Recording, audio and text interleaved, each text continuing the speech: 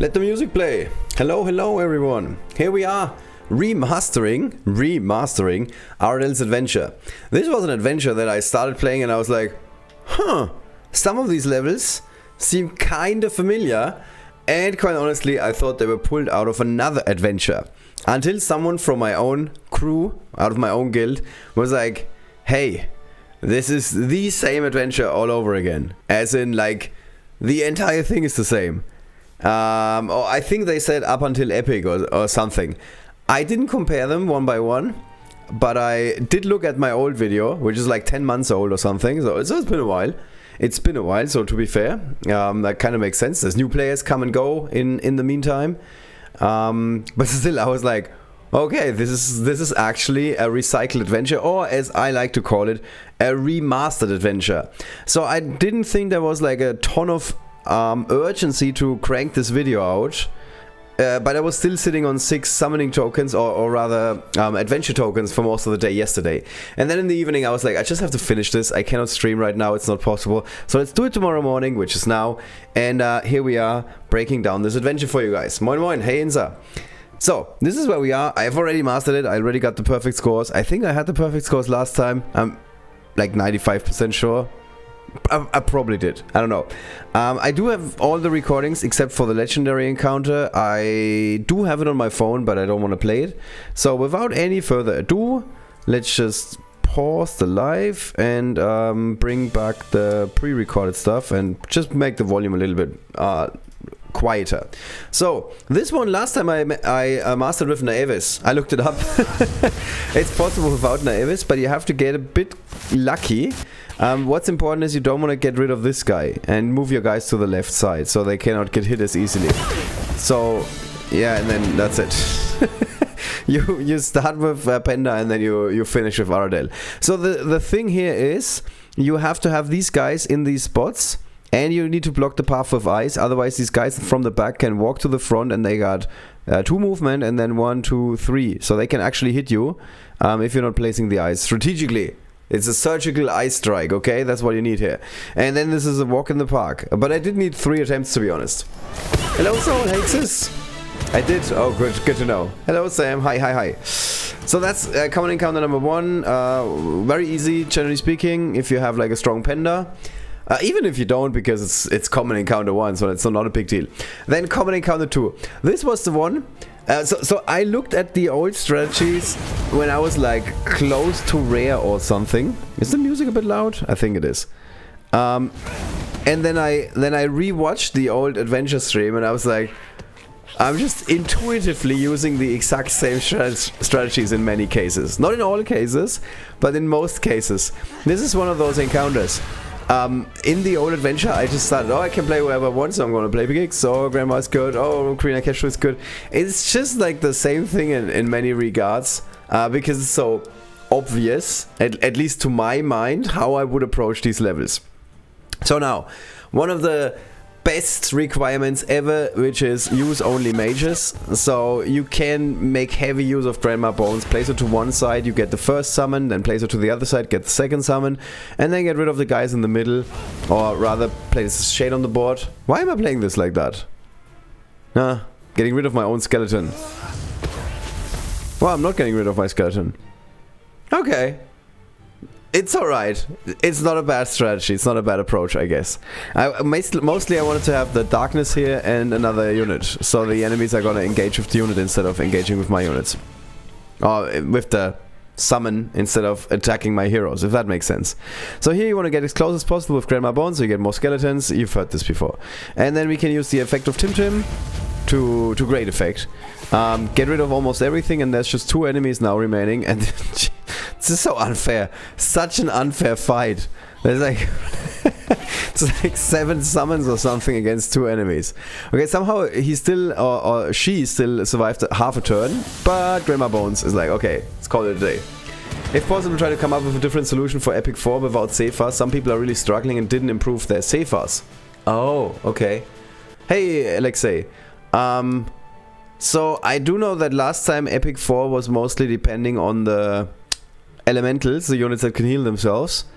I only needed one try this time. I remember this part. And it was Safer and Corrin, obviously. Okay, so we made it to the uncommon encounters, where we have to play either blue units. It's blue units. I can see. I can see. Oh my god, it's blue units. Yes, it's blue units. So we're just gonna get rid of a couple of these guys. You want to get lucky with your gig summons. If you don't have like enough gig summons, it's a bit of a problem. And then this is also a bit challenging, because as you can see, there's one enemy that is hiding in the back. So you have to be a little bit lucky. I got lucky with a crit hit here. I think even without a crit hit, I could have finished that enemy. Yeah, but you have to like push and get your units like into the offensive and not hide in a shrub or anything. You like need to push again. So uncommon encounter number 2, I'm like 100% sure, or like at least 90%, that I played the exact same strategy last time. Like, this is so obvious. It's like, yeah, of course it's gigs, of course it's Grandma Bones. Like, why would I not play these guys when I have like infinite summons all of a sudden? The reason why you cannot play mounted units is because Accio would turn this into an absolute walk in the park. Without Accio it's a little bit harder, but if you don't give these enemies an option to attack from the bottom towards you, so if you keep your units at the top, you're gonna be fine. And then it's relatively easy. Here I was actually lucky that, let me pause this for a sec, that there's no ice here and no ice here, so Grandma Bones can magically teleport through the skeletons, boom boom boom, and then she's next to the enemy. Otherwise this would have been a bit harder. I think there's a better strategy for this. Maybe even SNES Bang? I don't know, I don't think so. Nah, probably not SNES Bang. Also not Nixie. No, I think this is the best strategy, to be honest. You want to be offensive. Offensive. I am offensive. You want to be on the offense, is what it's called. Push, again, like so much pushing in this adventure. This is like the pushiest of all adventures. You're constantly not allowed to take a breather. Just go in, attack, attack, attack. I don't know. This is kind of weird because Aradel is not a unit that screams attack to me. Her entire moveset and everything is designed to be like, slow your roll, give me a couple of turns, and I'm gonna win. So here I placed Grandma Bones in a way that Tanamo would be able to move towards the bottom. That was the idea. It didn't really work, but that was the idea. And then we can get skeletons here, and that forces Tanamo to go to the bottom and take care of this guy. Which is okay. It's not a big deal. It doesn't really make much of a difference. So the double punch of Tim and Aradel gets rid of most of the field. And then, I mean, yeah, we can again move magically through this little line here and then give as many open spots around Boulder as possible, so there's enough summons that can surround him, and then they're just gonna go ham on him. I used a Darcy on this one. What? That's crazy. So are we in the rare encounters? Yes. This is one that I fondly remember, because there was a bit of a unit placement issue where you had to think twice about where do I place my units so I get enough summons and the enemies are not going to attack me. So what I did is move the grandma around and then get rid of these guys. So I have like a summon in every corner of the map, basically. That's the idea. So now you can see that. We have everywhere there's a summon, so the enemies can deal with the summons, leave us alone. And that means that we can very easily get this win without much of a problem. So, yeah. I should have finished with Aradel for the XP. which is an interesting regret. So I think we're at rare encounter number 2. Yes, we are. Sorry, I messed up my notes. So rare encounter number 2. This was the hardest one last time around. Or one of the harder ones. Penda is really good here. Because, again, you want to slow the enemies down. You hope for one of them to survive, so you get some frogs. It's fine to first throw the attack with Penda, because you want to make sure that the ice is blocking the path of the enemies. Otherwise, if they are all running towards you, you're going to be in big trouble. So then, we can move kicks to the front. I'm always waiting for skeletons to spawn, but no, there is no Grandma Bones this time around. And then the question is, how many turns do we have? It's...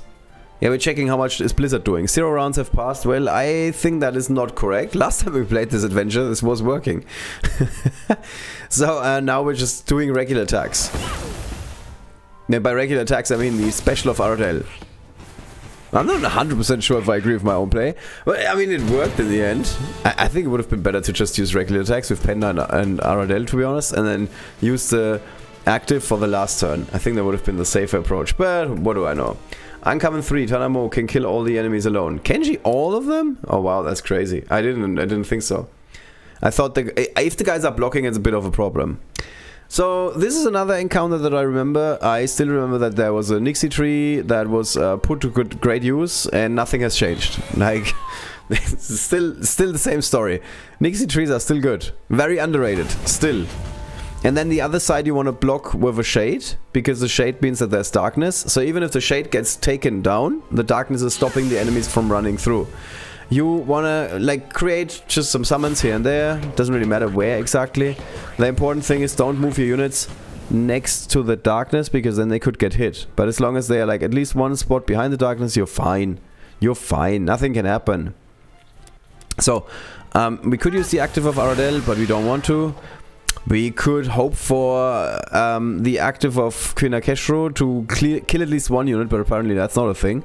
So I don't recommend using that. Although, on the other hand, we have a lot of darkness now. So, again, darkness is good. Try and kill the enemies where Grandma Bones can still help you spawn units.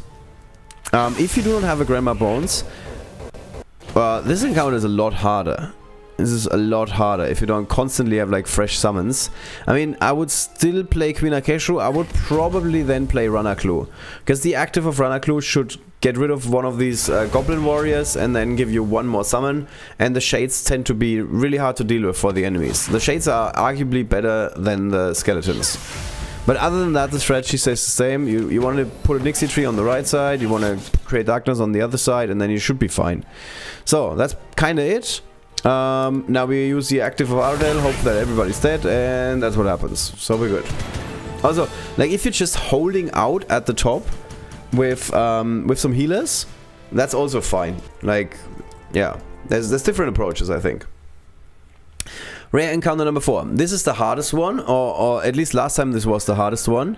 So we're using Sefa and Corrin, and the logic here is you wanna get lucky with Corrin. Wow. You want to put the elementals at the front because they can heal. So the idea is to put both Sefa and Corrin on ice. Corrin creates his own ice, so he's like a 2-package deal. And then you want to play Sefa here. Quite honestly, this is a misplay. The correct play is to first move Sefa, and then, because he's stealing the armor. And then after you moved Sefa, use the active of Penda, because then there's a higher chance that he's actually taking out the enemies. So do it in the reverse order. Other than that, I still believe in this strategy. You want to have the elementals at the front, you want to have your other units in the back. And then just like play this in an approached manner. As you can see here, Sefa like very easily heals back to full life. You want to move him because this ice is going to disappear.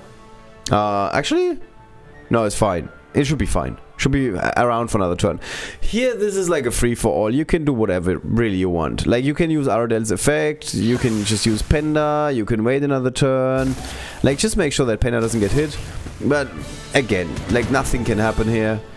There's really no problem, no stress. So that was rare encounter number 4, which takes us to rare encounter number 5, where we can only play ranged units. This was relatively hard last time, I remember, and it's still relatively hard this time. Again, another encounter that is kinda hard without Grandma Bones, but not super hard, because there's a multitude of ways you can approach this level. One of them is using your own parry against the enemy's parry, like play some nets in the middle, then you can follow it up with kicks. For me, the absolute all-star was actually my Vera, interestingly enough, because I had trouble getting rid of all the little guys, because there's just so many of them with my Vera. And yeah, we're gonna get a couple more skeletons, which is great. Just one couple, but still. And then we can attack again, and we still have a tree, which we place on the healing pad. I'm not sure if that makes any sense. Actually, it kind of makes sense, because now if Kix gets damaged, he can heal up again. So, yeah, pretty straightforward. Again, not much finesse in this approach. It's just brute, like raw power, basically. Did I miss anything good? Not really, no. No worries. So now we have to play mages, and I'm like 95% sure this is the strategy I used last time.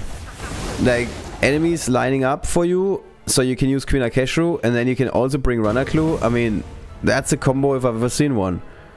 So, turn 1, the encounter's already over.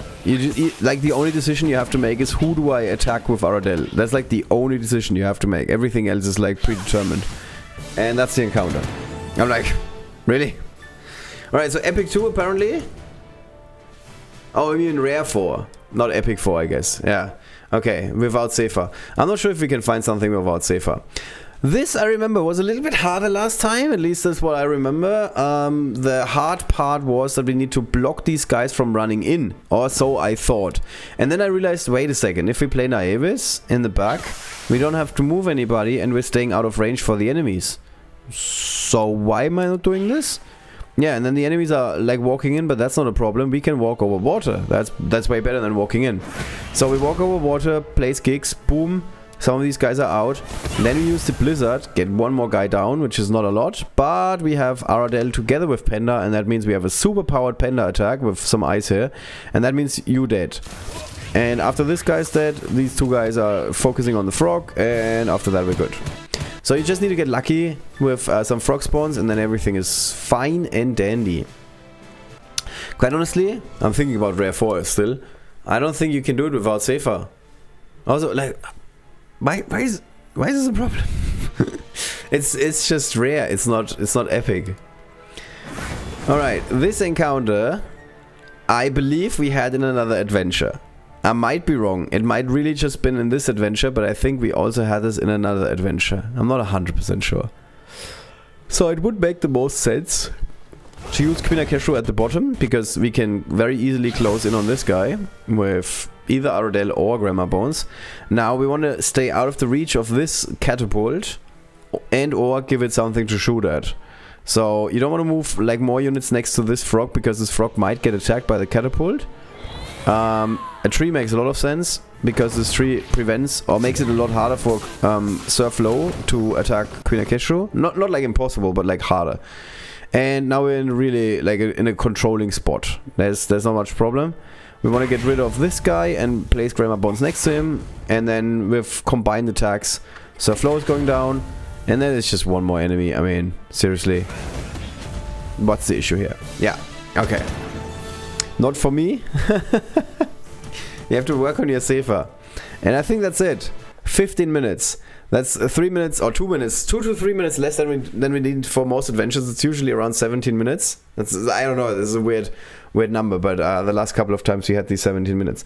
So the the legendary encounter we can play live. This is really not all that much of a challenge. Obviously, I'm going to eat my words in 2 seconds. But you can play all the mages in the world, and the secret, if you want to call it that, is you want to play Nixie. Nixie again is an absolute powerhouse. Oh, I should have moved Grandma Bones. Actually, doesn't matter. Yeah, because you want to place a tree here. That's the only decision you have to make. All the other moves are kind of obvious. Because now the active of Rinji means that it's going to backfire spectacularly, and she goes down. And that's it. Like the other stuff about the encounter is kind of straightforward. There's nothing super challenging here. You want to stay with your units a little bit in the back, just because the stab of Gibbo and Gobbo can damage 2 units. So he might attack here, and then he's going to deal damage to this guy as well. You don't want to move here, because then if he attacks here, he's going to damage your unit as well. So just like stay a little bit in the back. You have plenty of time, 3 turns in fact. So just attack from a distance. Don't move in too closely. You can move here. Don't move any further, any closer, and then move here. And this is fine. Like, not much can happen. Every time I'm confused, what is Nixie gonna do? Yeah, she can heal, okay. And that's the turn. That's the encounter. There's really nothing else. I remember this being slightly harder last time, and I mean slightly, which might be because my units weren't that good. But I'm actually playing like a D3 squad. Everybody's Diamond Rank 3, because Aradel, of course, the game provides Aradel as like the maxed out version. So you have like 5 units that are completely maxed out to the nth degree, so to speak. And then this is not much of a challenge, at least if your units are there. Even if your units are not there, I don't think this is one of the harder encounters. If you don't have Grandma Bones, it's a little bit harder. But you can also play Dorga if you have her. to play some summons on the board. I think the key unit here is actually Nixie with the tree. I think the tree is the most important thing you can do in this level. Everything else is just like, I don't know, secondary, so to speak. Yeah, and that's basically the adventure. So, Rare Encounter 4. Let's go back to Rare Encounter 4 one more time. We do have to play the Azure Squad, or Azure Tower Heroes. If Sefa is not there, I mean, who else? Yeah, we could play Naevis. Let me think about this for a second. So, you have an Naevis, you do need Corrin. I mean, we cannot do this without Corrin, okay? There's only so many things we can do. So what's possible is to place Corrin. Actually, I think this makes more sense. Yeah.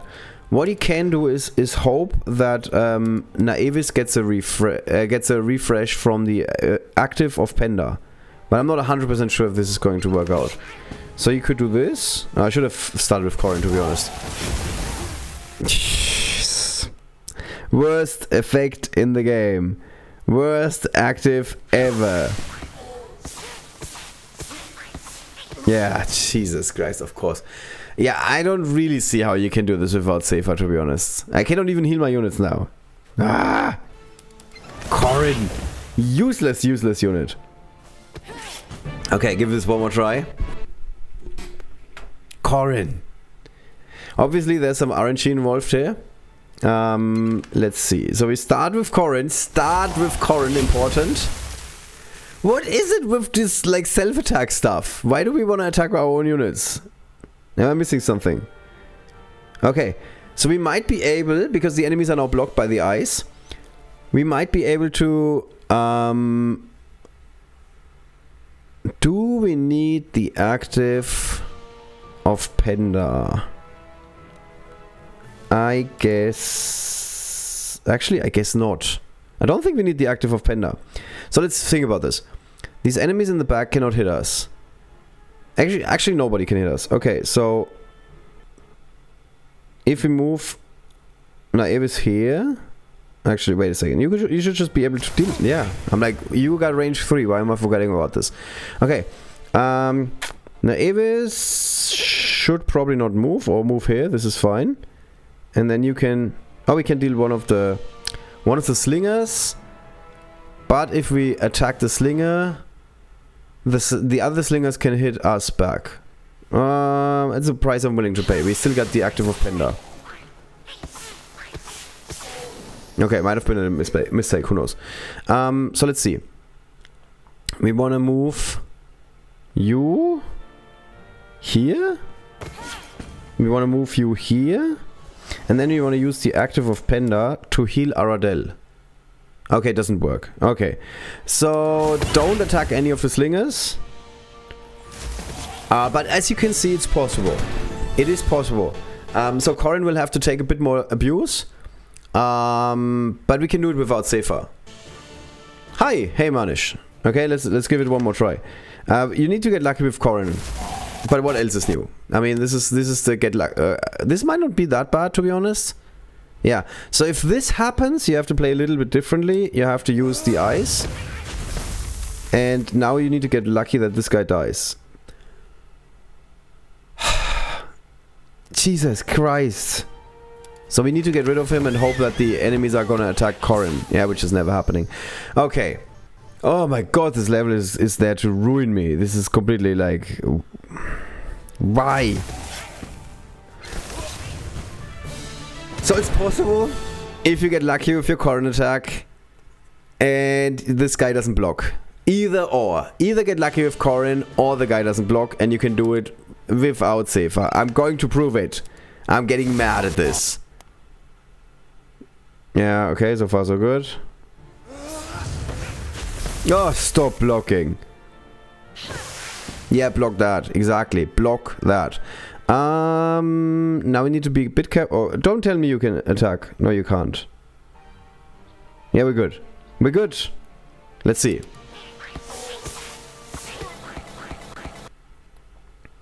Alright, so you can move to the other side. Take out... Actually, we might want to start with Aradel. Do we? Oh, we don't have another heal. We need another turn. We need another turn, otherwise Corrin doesn't heal. So let's take this a little bit slower. Just a little bit. Just a tad slower. What's with the blocking? Okay. Don't focus on the Goblin Warriors. The Goblin Warriors can be ignored. They don't...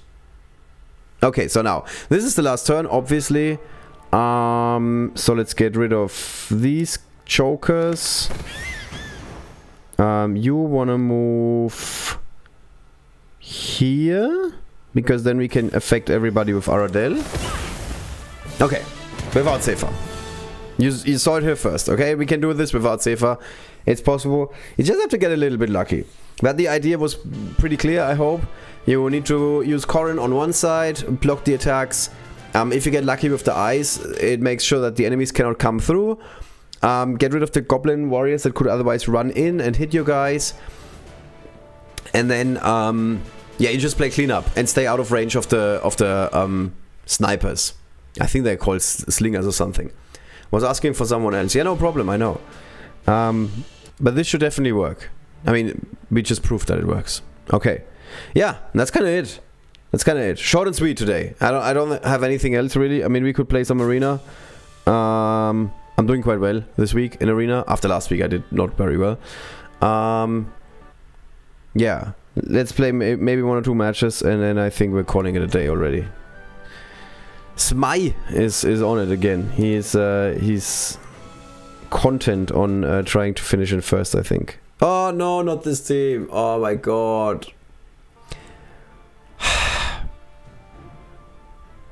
So there's a good chance this is gonna be my arena season. Yeah, not this map.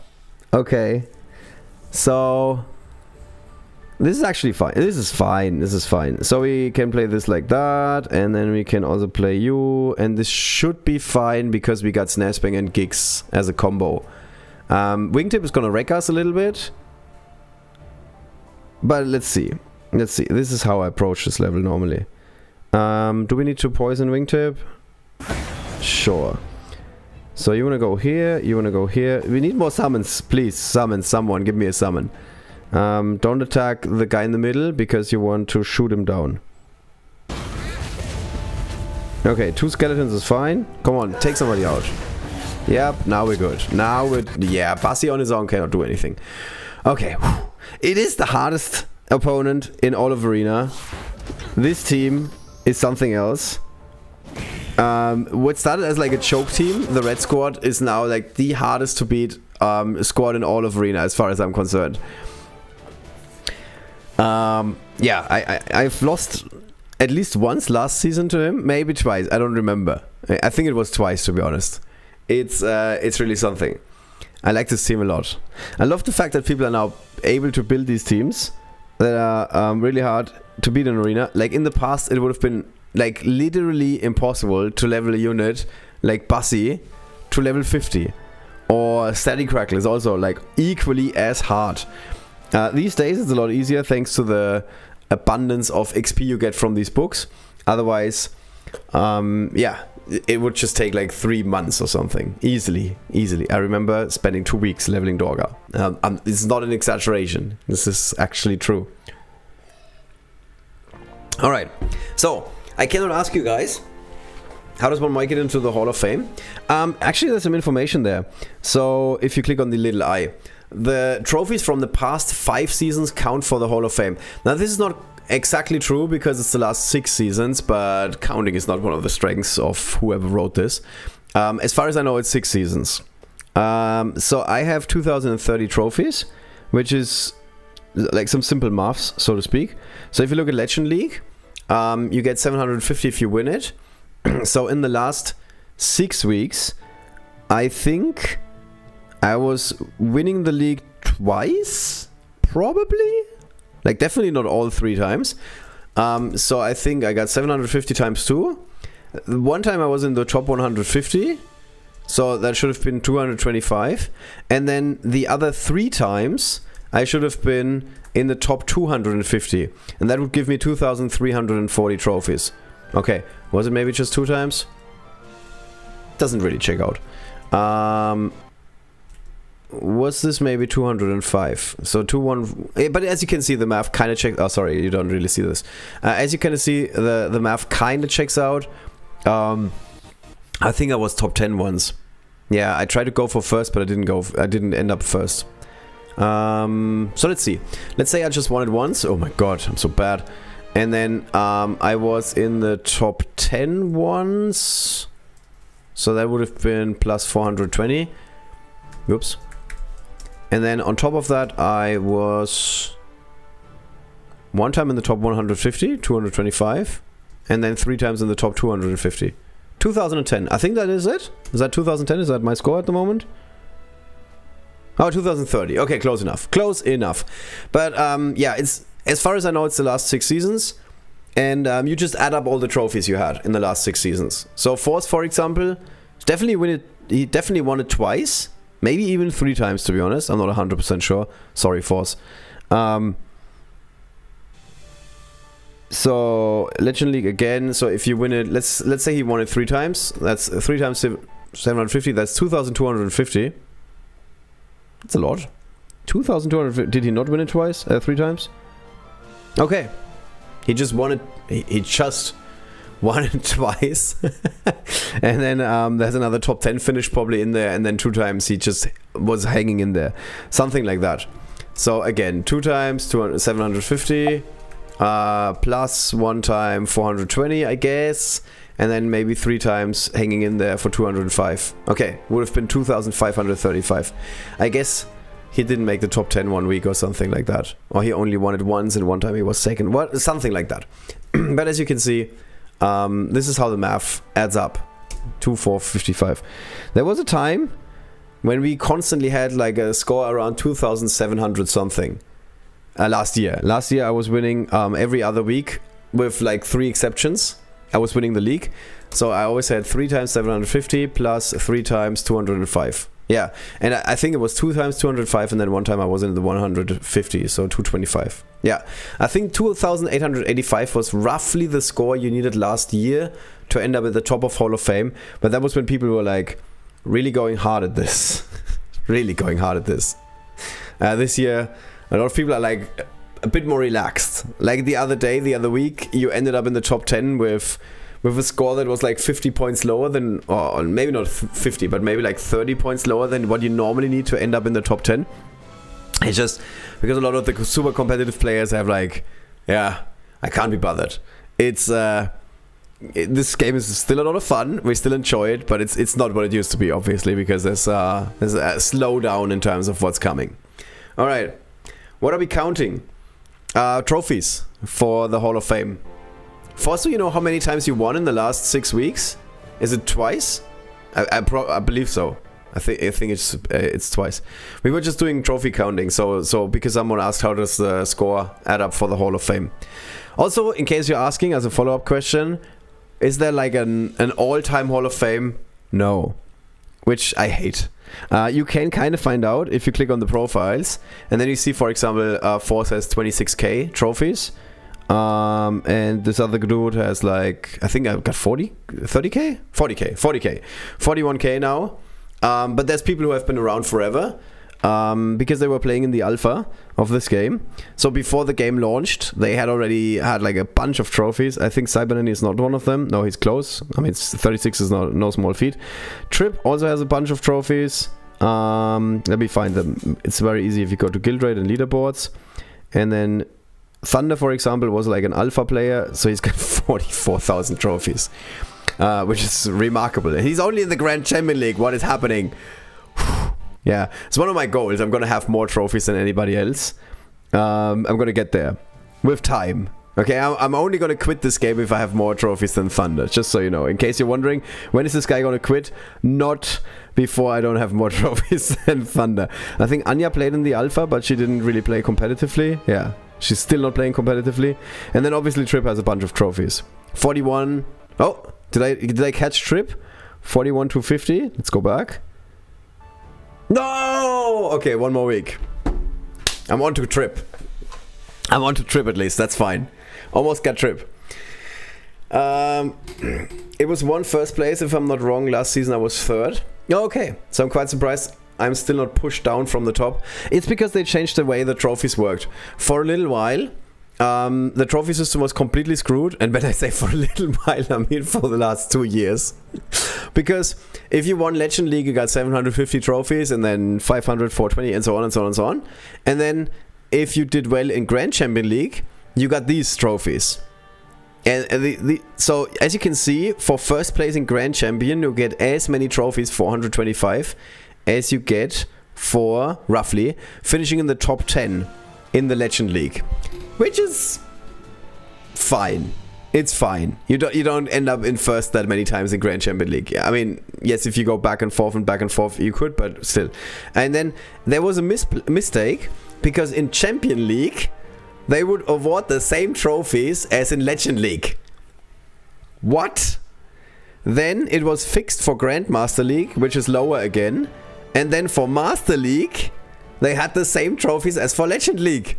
I'm like, what is happening? So you constantly had new players that just started the game, and then the first couple of seasons, like they get their 35 trophies, okay, that's cute, and then they get their 40 trophies, okay, that's cute, and then they got their 70 trophies, okay, that's still cute, and then all of a sudden they were like in Night League, and they got like a bit more, quite a bit more, in fact, and then Hero League, they would suddenly get 750 trophies.